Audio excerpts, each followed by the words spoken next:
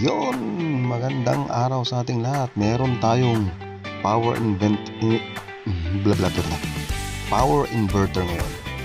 Kasama yan sa mga buo nating solar ngayon. Meron akong nakuwang power inverter. Yan, tingnan natin, buksan muna natin.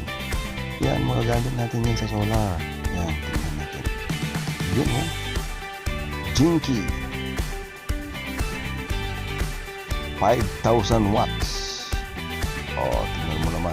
Meron siyang isang saksakan, meron siyang isang USB port at isang switch. Yan. Meron na rin siyang fan. At yan yung nalagyan ng positive at negative na input. Yan, oh. Tignan mo naman. 5,000 watts na yan. Nabili ko lang yan ng 1,121 sa Lazada. Sorry, sa Shopee pala. Ilalagay ko na lang yung link dyan sa baba or sa comment section, no, or sa description, no. Yan yung connector niya sa battery. Connector cable niya sa battery. At ito na rin yung manual niya. Yan. Thanks for choosing our power inverter with light volume and reasonable design. Yun yung sabi eh. Made in China din to. Yun yung kanya.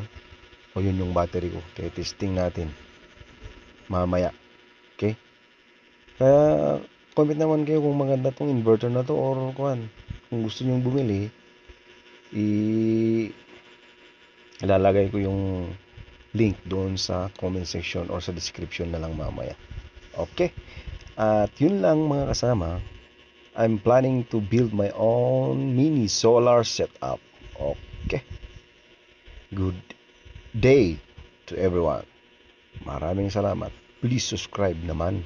Kasi nagsisimula pa lang tayong content creator sa mga DIY projects natin. Okay? Yan o, Jinky 5,000 watts power inverter. Pure sine wave na yan. Okay, salamat.